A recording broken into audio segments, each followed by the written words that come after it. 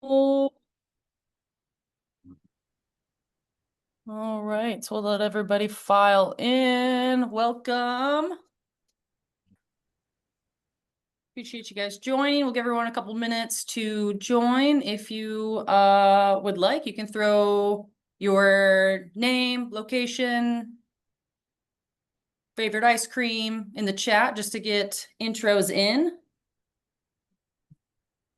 We'll get going here, probably give it another minute or so just to see if we can capture everyone.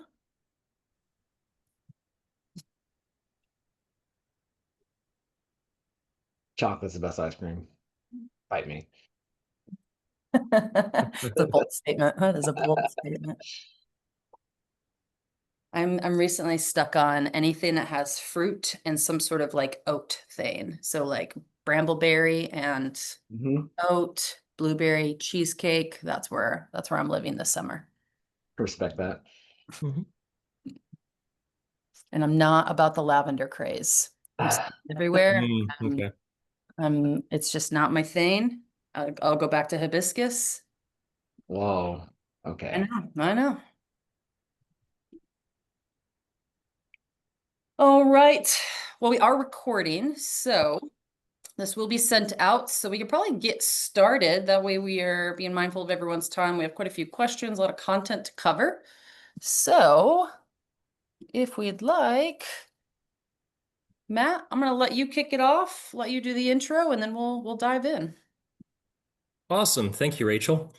Good morning, everyone. My name is Matthew Dyson, and I'm a restaurant operations consultant here at Gordon Food Service. So we all know that running a restaurant in today's environment means juggling a lot. There's quality control, staffing, safety, margins and profitability, marketing, technology, all those things. And doing it all while trying to foster an amazing guest experience too, right? It's no small task. So in today's discussion, we're cutting through the noise and we're talking about some actionable items and tools that you can take back to your operations. To do that, we brought together the teams, the powerhouses of Back of House, the Ohio Restaurant and Hospitality Alliance, and Gordon Food Service. We believe that our success is directly tied to the success of restaurant operators like you. And that's why I'm proud to be part of a customer support team here at Gordon Food Service, where we're committed to helping operators not only survive, but thrive in today's challenging industry.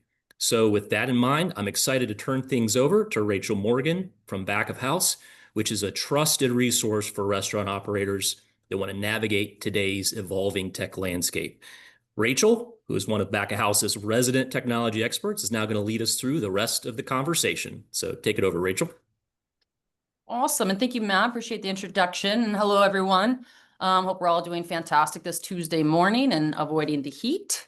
So as Matt mentioned, today's conversation is going to be all about unlocking new revenue streams without the added extra work for you and your team. We're going to talk about how independent and some of our multi-unit operators are growing catering, events, subscriptions, and more using tools that actually simplify the operations. So there we go. Sorry about that. So today we're going to be joined by two of our great partners on the Back of House Marketplace, Elias of App8 and Mateen of GoTab. And that is my picture up there with a mediocre haircut at the time. But I am Rachel, as Matt alluded to, from Back of House. We are a subsidiary of Gordon Food Services, and we are anything that is tech that touches a restaurant. So this is exciting for us to be able to connect with our two vendors. So before we kick in, give you guys a little idea of what's going to happen today. So the format is very simple. We're going to start things off with a short overview that I'm going to do, and then we're going to dive into some discussion with our panel, who are actually seeing the results out there. And then we're going to leave this, we're going to outline some steps that you can start today that actually makes sense for your business. And then we will wrap with Q&A. And so with that said, if you're someone who thinks of a question and forgets it in the first 5 minutes, I am the same. Feel free to drop those into the chat and we will go back and look at those for the Q&A section. Or you can save them and drop them in when we do Q&A at the towards the end. Before we get started, would love to do a quick poll. It's gonna be 3 questions. I'm gonna prop the first question. The first question is gonna be, what best describes your operation? Options include things like single unit, multi-unit, caterer, ghost kitchen. Make your selections. Give you about 30 seconds to do that.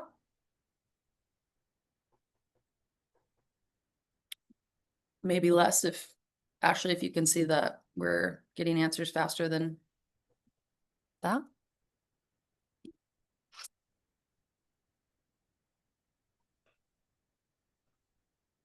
All right, that's probably enough time.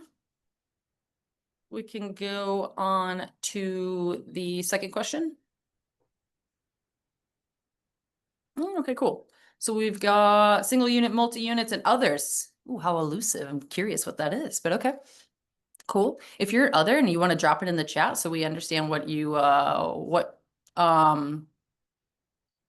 you're doing, so we can, if we need to tailor, we can. All right, so let's go to the second question. What is your biggest priority for the remainder of 2025? And that will pop up here in just a second.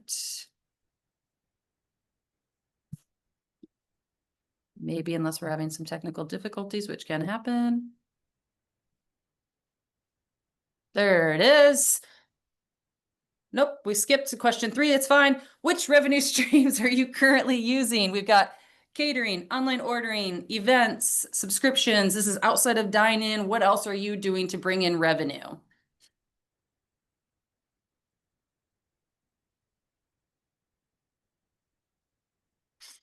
All right, give it a few more seconds to respond.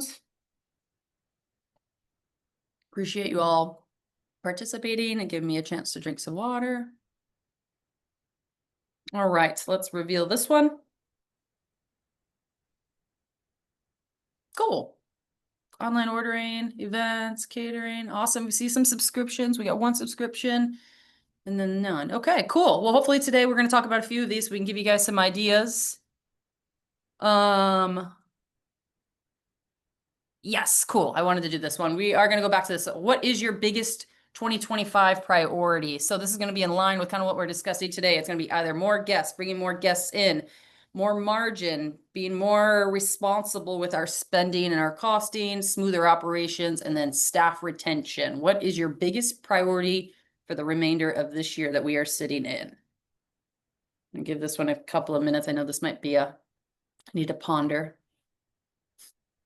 Be stuck between 2. Go with your gut. Go with your gut.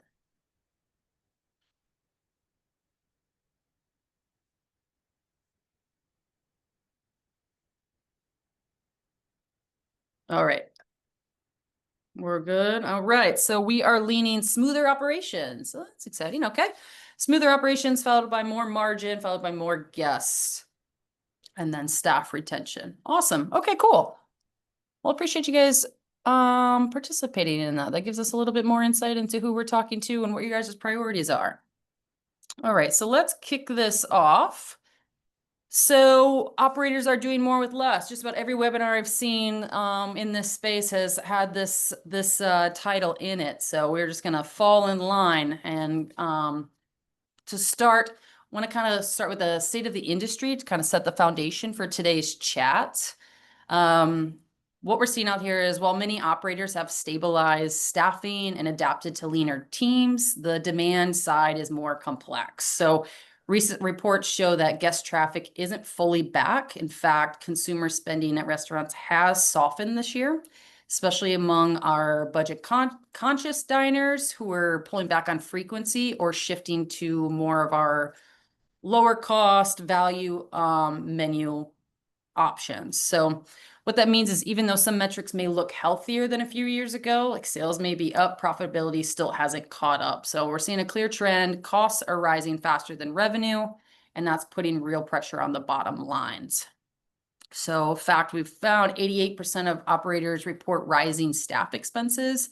And that's not just in wages, but we also have compliance, training, and benefits is now something that is relatively new to this space. It was something that wasn't necessarily always available. So that cost is going up. And in many states, continue to make regular adjustments to wage floors.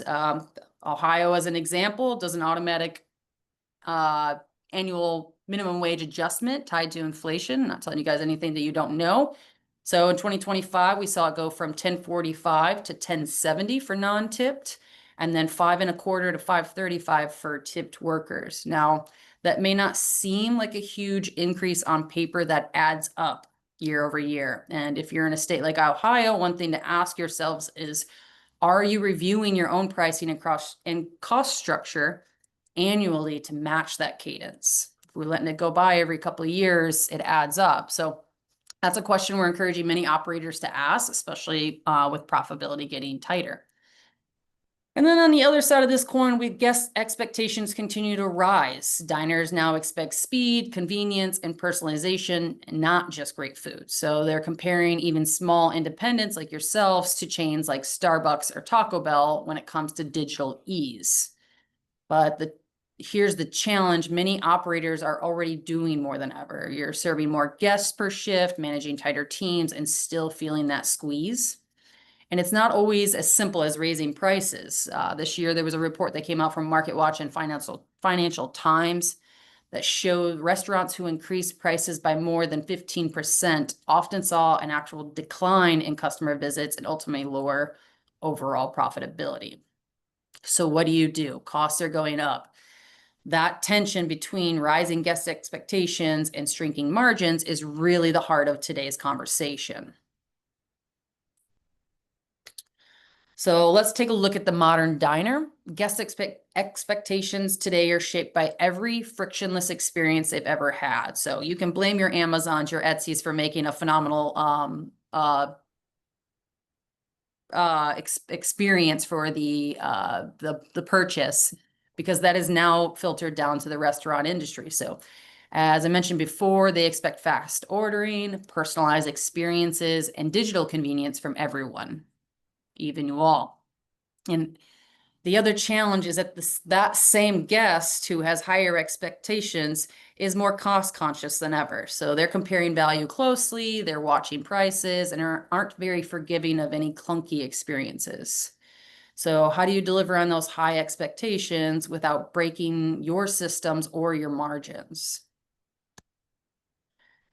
And so back at house, we talked to hundreds of customers in the US, and what we find is most operators we talk to aren't short on effort. They are already doing a ton, but not all of that effort is producing the results. The squeeze isn't worth the juice.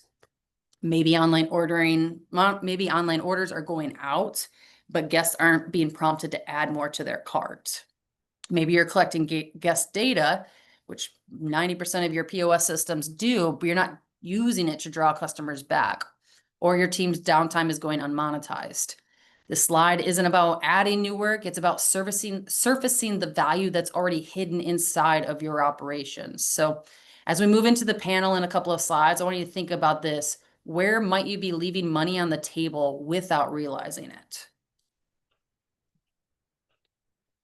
And growth can happen without growing your team. So this is one of the most important mindset shifts happening right now in independent restaurants. We've moved past the idea that growing your business means growing your headcount.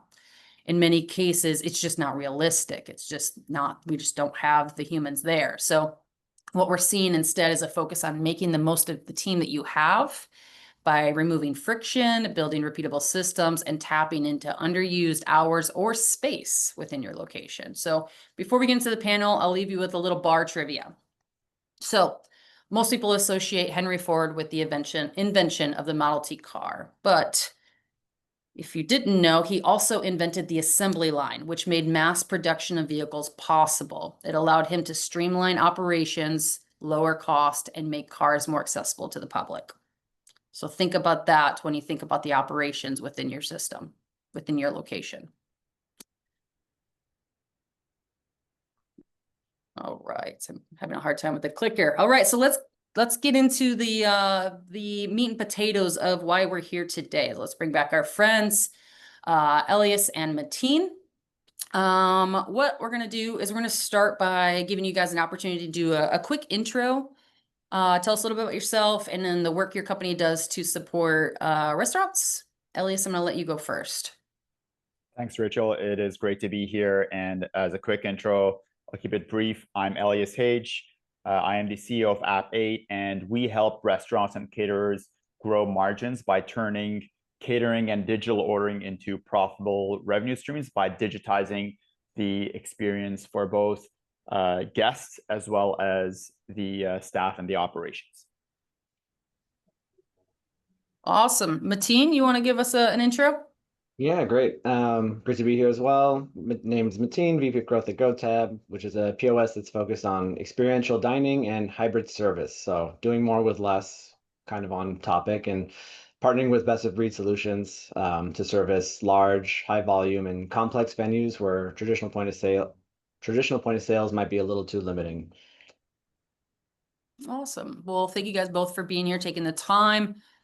We're just going to dive right in. So as we'll dive into our first segment, how operators are attracting more guests in today's market. So we're going to keep on theme.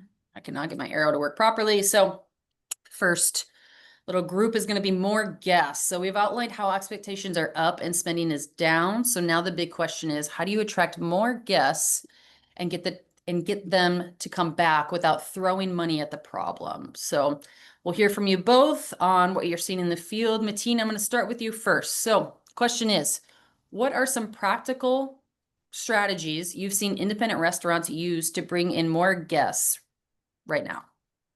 Yeah, great question. I mean, this is a very resilient industry, and so obviously people are hurting right now. And what I've seen be quite successful, besides kind of like third-party delivery to generate more sales, which kind of really took off during COVID, I've seen a big push in adding an experiential component to the dining experience. So some form of entertainment, whether that's trivia or even concerts if you have the space for it, golf sims or interactive gaming, self-pour, even just throwing board games out there. I've seen that be really successful for folks just to add some level of engagement.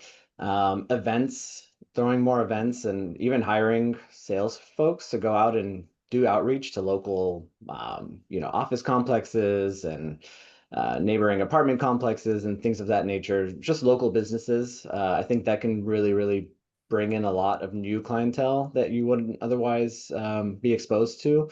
And events obviously have great margin as well. So I think, focusing on events is huge.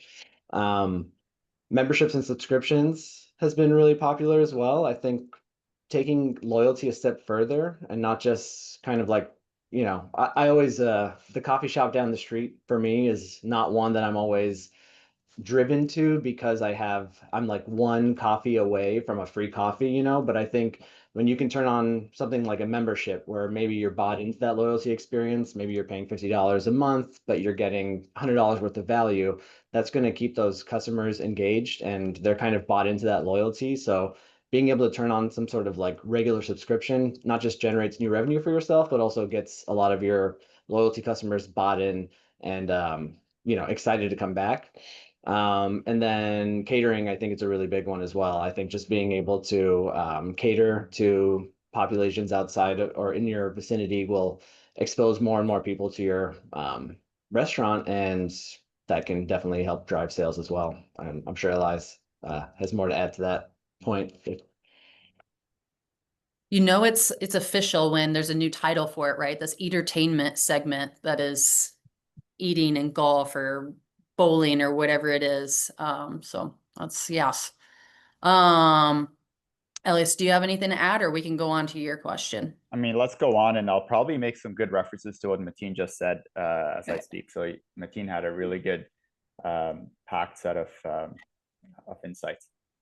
Perfect. So, at least for you, what we're gonna ask is, how are guest expectations changing when it comes to convenience and experience, and how should restaurants respond?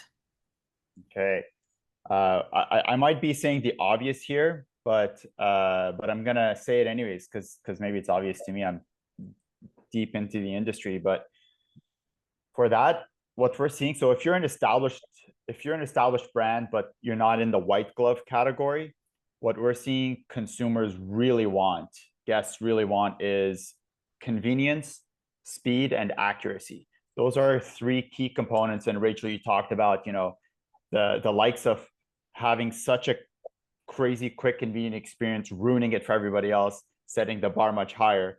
But it truly is setting the bar higher, and kind of it's pushing a lot of industries, including the restaurant industry, to give guests that kind of experience. And I can tell you this from a generational perspective, Gen Z they just don't like picking up the phone in general. Now, like I'll even be a little bit, I'll talk about my own team at App 8. I'm telling you, and some of them are going to listen to this. I know some team members that will go days of back and forth by email, or will not even notice that a telephone call or an in-person interaction is a thing. Like it'll be agonizing to be like, hey, did you just talk to that person? So there's a generation that prefers to do things digitally, is used to and grew up with the convenience of a click, or being able to self-serve and do things on digital devices. So those are key. But I don't mean to say this and create dismay, because there's absolutely a light at the end of the tunnel. Because of how much of a digital world we live in, people do crave authentic in-person interactions. Like, that's not something that has disappeared.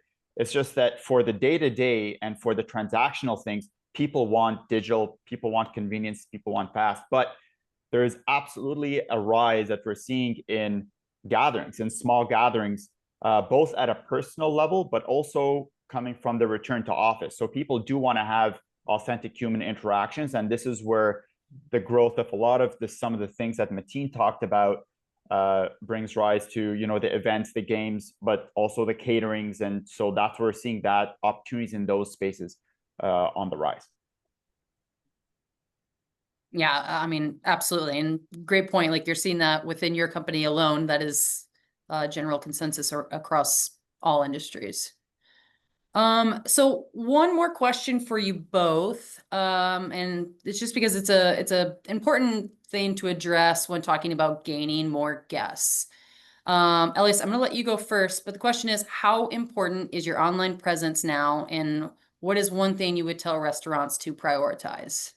Yeah, so online presence is huge, and it's beyond just like, hey, I have a web page with information about my menu. And the reason I say it's huge is because it is the path to creating a convenient customer experience. It is also a path to automating your own operations, being able to turn some of those manual efforts into zero effort or minimal effort. It is a path to repeat sales. That is what online presence is. Because if you look at online presence and think just website or just social media, you're minimizing it too much. It's a world of opportunity, and there are literal playbooks on how, as a restaurant or as a caterer, you can monetize it, and you can create systems that allows you to grow through it. It is ultimately a major channel to differentiate your brand and reach your customers. And prioritize, it's tough because, like, we actually do an audit that tells, hey, is social media your channel? Is your own website your channel? Is, leveraging other networks your channel? But it's essentially figuring out where your customers discover you and where they look for you, and doubling down on that digital platform.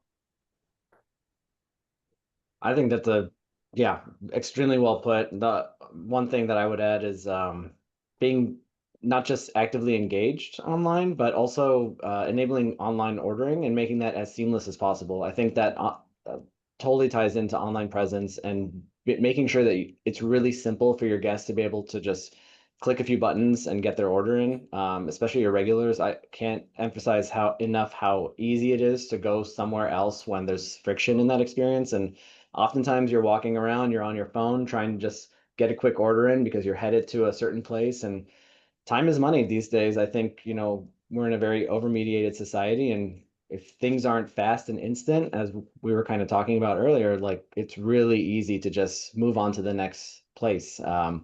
So I would say just making sure that your online ordering game is on point is going to be critical. Yeah, super well said, Mateen. Yeah. Awesome. Well, and then one more point I do want to add is we have this conversation a lot as far as any sort of digital presence, and the usually the example I give, and I can give you an Ohio specific one. So if I'm Skyline Chili and I'm living in this decade and I'm trying to get retail space and I get my access to Kroger, I'm not going to tell Kroger to leave my stuff in the stock room and people will ask for me, right? I want to be out on the shelves. I want to get an end cap. I want to be visible.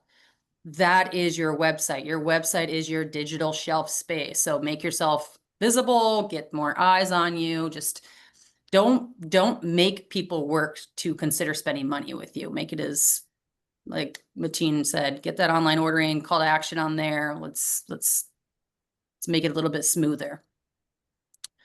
All right, so let's move into our next section. I'm not going to get that arrow right. More margins. So earlier we touched on the pressure operators are feeling with costs rising faster than revenue. This next set of questions gets at really what really matters. Where can operators find more profit without damaging the guest experience and also without adding stress either to themselves or their staff? So let's kind of get into more of the practical side of margin improvement. Elias, I'm going to have you go first with this one. Where do you see the most significant margin opportunities being missed by independent restaurants? Yeah, great question. Great question, Rachel. I'm gonna set a quick context first, and then I'm gonna dive into one of the, I'm gonna stay pretty focused. I'm gonna dive into one of the areas that I think there's a huge opportunity for restaurants. The context I wanna set is that regulars are huge in the restaurant space. It's a source of recurring revenue, and it takes your return on investment to get them in the door in the first place way further. It takes about, and this is just industry statistics, it takes about 2.5 visits for a customer to become a regular. And you invest on average, restaurants invest about $50 to acquire a new customer. And you want to ask yourself, how far is that investment going? Does the service, experience, or product give customers a reason to come back? There's got to be, if you know that you're getting regulars, there's a reason, and figure out what that is. And if you're seeing yourself faced with, hey, I have all of these challenges, I want to know, focus on one problem and the top problem first. And the way to figure that out is to ask yourself, what is the reason that customers come back? And I want to create more opportunity for that. So I'm giving that context because that's really important. It's part of your brand, your bread and butter, your DNA. And if you're having major problems in that area, you probably want to take a look at those first to crush any issues and make sure you have a good reason for customers to come back. But assuming that you're a rock star restaurant and you have regulars, or you can have regulars and there's reasons for people to come back, what I'm seeing is a major opportunity in the catering space. Now, I know I saw on the poll there was maybe a handful of responses, but catering was on the map there, and that is an opportunity because of what the statistics that were shared earlier and some of the information that we're seeing about how people do want authentic in-person experiences.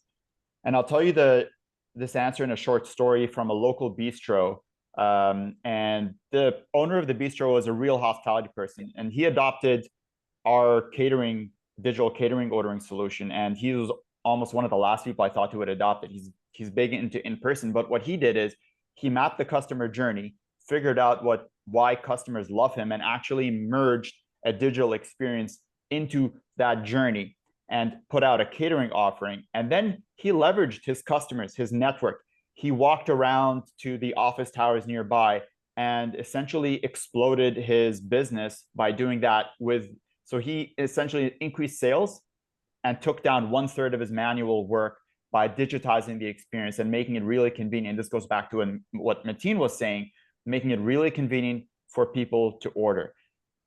And I'm doubling down on catering because catering's margins are typically 2 to 3x more than your average restaurant margins. And restaurants have a huge advantage getting into catering or doubling down on catering, because as a restaurant owner, or if you run a restaurant, you have an alternate income stream already happening with your restaurant. So you have a bit of a de-risk factor. You already have a brand and some brand awareness. And you absolutely have catering customers that are walking into your door every single week. And some of those are super fans and they're in your door and you have direct access to them. So if you're thinking about catering or if you're doing catering and wondering what your opportunity is, they're coming in your door. And if you step outside your door and look around you, look at the offices that are around you that are within a walking distance or a scooter distance. That's your opportunity. So the way to do it is to make sure that you're systemizing your intake, your prep sheets, and your delivery or pickup so that you can handle those those larger catering orders with the existing team that you have. And as you see success with that, you can start to double down on expanding that part of the business. Yeah, that's lovely. I mean, you hit a ton of high points. The one thing that you said that I think is really powerful is using technology to complement your current process, not just at throwing technology at a problem. It is meant to work with you, not replace. So a great response, Elias. Mateen, for you, I would love for you to answer. What tactics have you seen succeed in raising check averages without sacrificing guest satisfaction? Yeah, great question. So at GoTab, we focus a lot on hybrid service. And I think, what's interesting is during COVID, you saw a big adoption of QR codes, but they were really forced down people's throat to a large degree, right? And so then there was a big rejection of QR codes. But what we like to pitch is hybrid service where there's optionality for your guests, because by enabling your guests, to be able to take some ownership of their own experience, you're really ultimately enabling those guests that are a little bit more, as I earlier said, impatient or over mediated.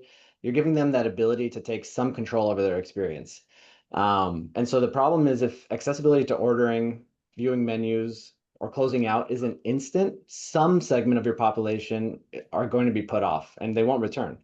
As an operator, I used to do this all staff meeting where I recall I would have the entire room just be quiet. And I remember I would pull out my phone and I would just start the timer. And for about 60 seconds, I would just have the entire room of sometimes 50, 60 staff members just completely silent. And then at the end, I would just ask them, how long do you think that was? And the answers were wild. And almost no one guessed a minute. It would always be 2 minutes, 5 minutes. I swear I've heard 10 minutes. And it really does feel like that. But ultimately, perception is reality. And so if you're sitting there as a guest, you've finished your meal, or maybe you're waiting to just get a menu and get your order in, and who knows what other things you have going on in your life, and you're just sitting there waiting. They might feel like they waited 5 to 10 minutes or 15 minutes or however long it is, and they might you've all heard a complaint to your management team has all come to you at some point or another and been like, oh, these guys complained they were sitting here for 15 minutes. It's like, we checked the cameras, they were there for 5 minutes. Doesn't matter. Perception is reality. This is a very competitive space, and that experience shouldn't just be completely written off. I think being able to enable your guests at the end of the day is going to be huge. And so not only are you enabling your guests to take some control of their ordering experience, they actually end up ordering more, because when things are very easy and accessible, not only are they potentially going to order another round of drinks, they might see an image of the items that they want to order, or maybe they weren't considering the Brussels sprouts, but when they saw it beautifully plated and with all the accoutrements, it actually looks really good. And so I call it the Amazon effect. You just want to add it to your cart, So you're going through your experience, and at the end of the day, like, you can throw more staff at the problem, but as you kind of mentioned earlier, there's that tip credit's going away. I'm in the Bay Area where we never had a tip credit. When I left the restaurant industry, we were paying 17 an hour in two of our establishments. And it's unsustainable. Your labor costs hit 45, 50%. Where do your cost of goods need to go?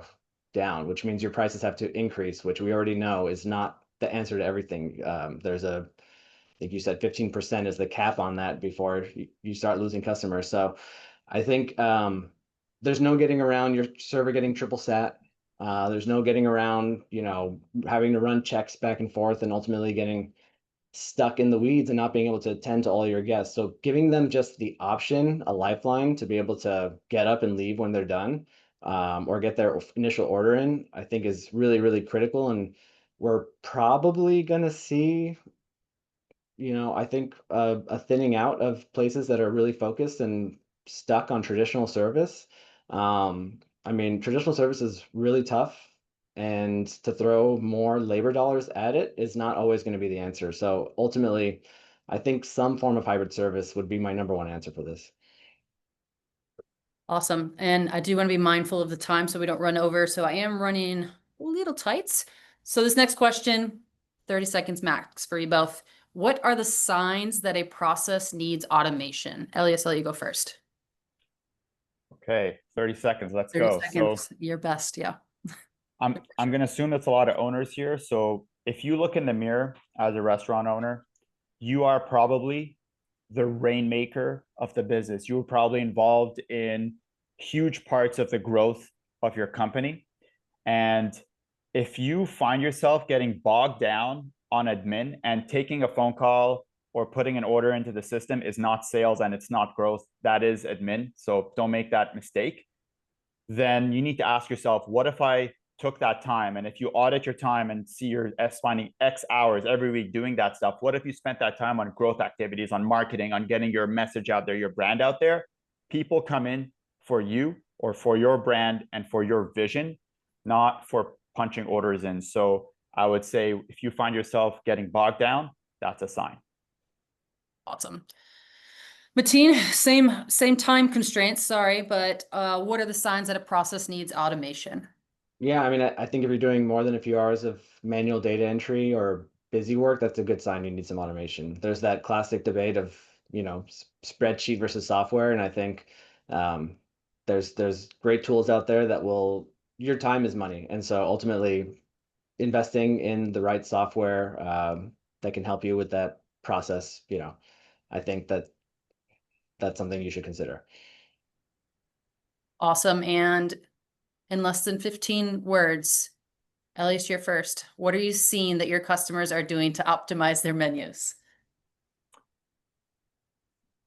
Menu audit on margins and what customers are ordering, and then cutting down and focusing on the right items, bringing the menu down to the tightest, highest margins, most desired items. Less than 15. Mateen, what do you got?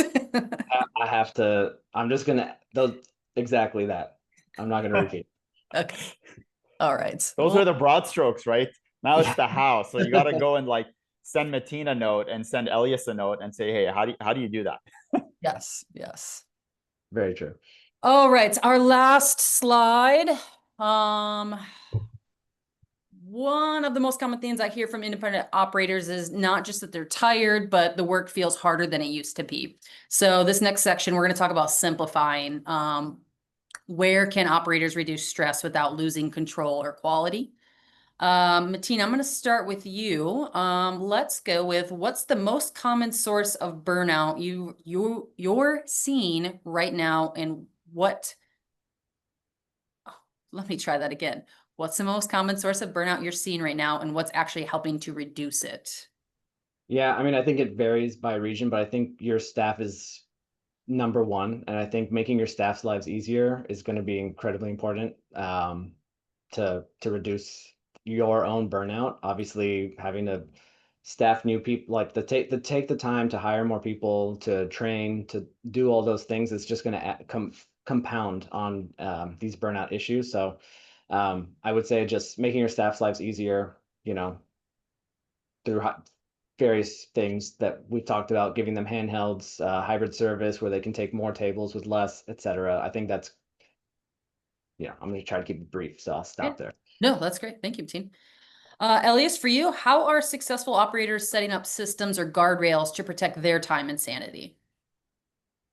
I'll mention three things. There's a lot, but I'll mention three of the things. So one is setting clear lead times for orders. And if you're using technology, that can be configured automatically. This is one of the advantages, as Mateen was talking about, the right tools that you can actually pre-configure lead times and set expectations for your guests automatically, but also internally for your operation. The second is, especially if you're doing catering, this is huge, asking questions from customers during the ordering process. Again, the right digital tools will automate that and have that part of your intake. And if you're catering, you're going to want to ask, you're probably going to have custom questions that are specific to your business. Do you want it packaged, plate, cutlery, drop off, instructions, things like that. Third and last is checklist the things that matter that have very little margin of error. So especially if you're sending things out the window or out the door, if you're doing takeout or if you're doing catering orders, checklist. What did you put all the right things that need to go in there? Have you checked the things that are not part of necessarily the order that the customer did, but that's part of your brand? So you create that checklist and you systemize it. You make a system to check that every time something goes out the door. Awesome. Yeah, that's very much in the realm of Chick-fil-A. Chick-fil-A is not the fastest fast food in the country, but they are the most accuracy over speed. All right, so we are getting close on time, so I'm going to ask one more question, and then I have a final question for you both. So this last one is going to be, if you could tell operators to stop doing one thing that's adding unnecessary complexity, what would that be? Mateen, do you want to go first? Yeah, sure. I think this is really pertinent. We are partnered with this company called Opsy that does tasks lists, which I think is awesome. But they also do AI invoice scanning. I would say if you're manually inputting invoices, that's taking up a ton of your time. And I highly recommend checking out OPSI. They're a fantastic platform for scanning in invoices without having to do manual input. It's going to save you a ton of time. And not to mention the human error potential. I mean, it's there. Yeah. Elias? Yeah, that's awesome. That's a great answer. My 2 cents in here is, and I'm gonna re-drill this in, but to stop treating order taking and punching things in as selling and as growth, and start spending time on real growth. Because selling is about selling your business, your brand. Growing your business is about building the relationships, curating the menu, guiding guests towards what you want them to experience. And as much as you can, just automate the things that don't drive you towards your vision and your goals and the why you got into this business in the first place. Awesome. Appreciate you guys being mindful of the time too. All right, one final one. So before we move into final takeaways, I want to throw one last question at the both of you. Kind of in the same as the last question I just asked you, but instead of one thing to avoid, if you could recommend one change that an operator could make this month to improve profitability, what would it be? Elias, you're up first. All right, one thing, but it has a 3 steps. I'm gonna do it. I thought about this. All right, so one thing, 3 steps. Audit your menu, your time, and your customer reviews. That's step 1. Step 2, find out what makes customers love you and come back. And step 3, create space in your week and in your time to drop your admin and do more of that. Nice, nice. Mateen, what do you got? I love that. Yeah, I would say stay curious, keep shopping. There's a lot of great restaurant technology out there, and I think it's really easy to fall to the, the big names in the space or the all-in-one solutions, but there's a lot of really great technology out there for restaurants, and I say just keep shopping because your lives can be dramatically improved. Awesome. All right, I would love for you both to, at least let you go first. What is the best way to learn about and or connect with you or your platform? Sounds good, Rachel. So you can email me directly at Elias, that's ELIAS, at app8solutions.com. Our website is app8solutions.com, so you can check us out there. Find me on LinkedIn. So those are the 3 ways, and hopefully we can share those either in chat or by email afterwards. Awesome. And then Mateen at gotab.io. Would love to chat with anyone who's interested. Yeah, I've been in the space for a long time, so always happy to consult and chat. Yeah. Like, please reach out. So this was pretty condensed. I'm going to say this, like, reach out to Mateen or reach out to myself. If you heard something that we said, that's, hey, this is what we've seen happen or what we've done or stories that we've said. Mateen shared some really good experiences from his past life as an operator, and you want to double click on those and say, hey, what's your playbook or what's your method or how do you do that? Like, that's a great reason to reach out and say, I'd like to know a little bit more about this thing that you you talked about, because chances are between Mateen and myself, we've written down playbooks or have executed, seen, advised on most of these things. Use your resources. You don't have to make the same mistakes. All right, awesome. Well, thank you both. This has been awesome to do with you guys. I appreciate the preparation and everything. And so with that information, we are going to kind of jump into what you can do today. We kind of alluded to a lot of this, but before we wrap up, I want to leave you with a few things that you can take action on right now without needing to overhaul everything. These are strategies we've heard repeatedly from successful independents, practical, realistic, and impactful. So even picking one, which I highly recommend, pick one, focus on it, and then move on to the others. So that way you understand what change you have created. So first one, reduce friction points, make it easy and enjoyable for guests to visit your location. Monetizing those off-peak hours, kind of a lot of what both of our panelists alluded to, either events, catering, standardizing what works. My analogy about the assembly line and Henry Ford, turning those best routines into repeatable systems. That brings that cost down. And then re-engaging those past guests. That's going to save you a ton of acquisition, using loyalty or targeted outreach. As a reminder, I'm with Backup House, part of GFS. This is what we do. We talk to all sorts of vendors. As Mateen mentioned, shopping around, understanding what's out there. You can use us if you don't have the time and day and you want us to do the initial research for you. Have a discussion with you, talk about what it is that you're trying to learn about. So you can reach us, either that QR code that is on here. We are also backuphouse.io, io, not com. So backuphouse.io, you can see our marketplace. You can get contact with myself, Rachel at backuphouse.io. I also have this, I and the other consultants have profiles on there, so you can connect directly with us. And Matt, can you tell us how they can get in contact with GFS? Absolutely. Thanks, Rachel. So whether you're looking to grow traffic, profitability, focus on less stress, like we talked about on the webinar, and I would say too, something that was lifted up was invoice processing is a great way to save time and avoid stress. Gordon Restaurant Pro, powered by Margin Edge, is an excellent solution for that as well. Maybe it's all three of those things. And our hope is that you find some great takeaways from this webinar and from this discussion. And at Gordon Food Service, our customer support team, which I'm part of, is here to help you through those challenges and put some of these insights that we learned today into action. So whether you need help implementing new tools, whether that's refining your menu, or maybe it's exploring ways to drive traffic, we're ready to support you every step of the way, whether that's through our team or our support and solutions network like Back a House. So if you have any questions or just want to get a conversation going, feel free to reach out to me right here, matt.dyson@gfs.com, and my cell phone is right below that. So let's keep the momentum going. We want to be your partner on your path to be a stronger, more successful operation. Awesome. Well, as I mentioned before, this is that Q&A portion. So if you guys have any questions, either pop them into the chat, or I should actually review them. I'm going to stop sharing so you're going to see everybody's faces. Here we go. Let me see in the chat if we have anything. Okay, Ashley put in everyone's contact information. Thank you. Oh, we do have some questions coming in. All right, first one.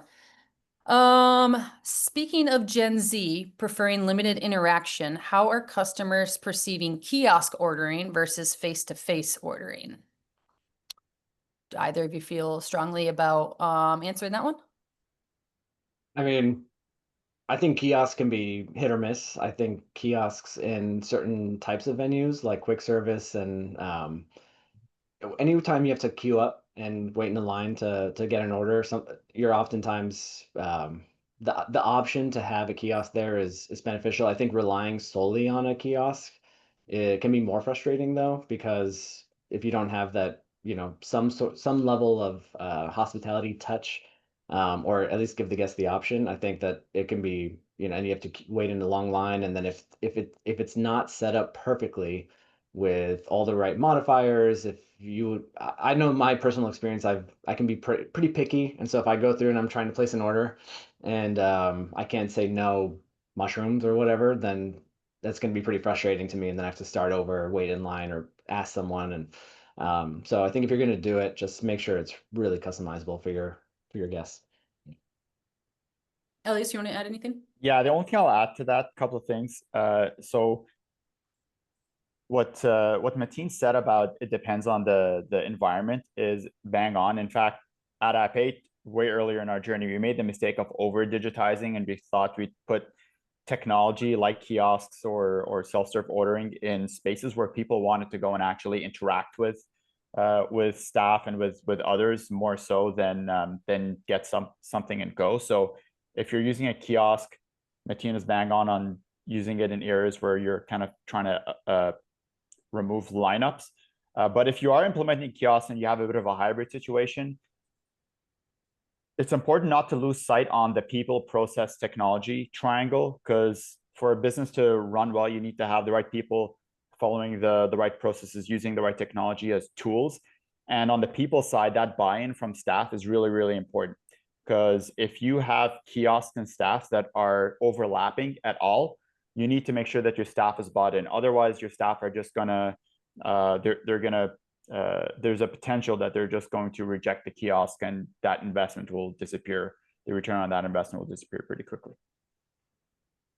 Yeah, I had a recent experience. I'm not gonna put the name out there, not gonna put them on blast, but there's a coffee shop within walking distance from me. It's really tiny. It's in the bottom of this condo. And when you walk in, there's an enormous kiosk, which at first I didn't realize if it was a kiosk or if it was a screen, that kind of thing. So enormous kiosk, and then there's the cash register. And it was very confusing as to what I used, because there's also, you know, staff behind. They at the time weren't doing anything. So it's really, like you said, finding that happy medium between allowing the use of the kiosk, but if you can add that personal touch and you're not doing anything right now, take that order, get that upsell, like give that human to human experience back in the hospitality space. So awesome. Well, that is the only question we had. Unless anyone, I'll give 30 seconds if anyone else has any other questions, but I think that is it. This as a just as a reminder, and I can't remember if I already said it, but this is being recorded and this will be emailed out. So if you want to watch this every Tuesday, you can watch this every Tuesday. You can share with your friends. But greatly appreciate you guys joining, and thank you to the Ohio Restaurant Association for inviting us to do this. Very appreciative of that. And yeah, unless anybody has any other final send-offs. Thanks for hosting this. This was awesome. Appreciate it. Great. Thank you. All right, gang. Well, thank you, and we'll talk again soon. Bye. Bye.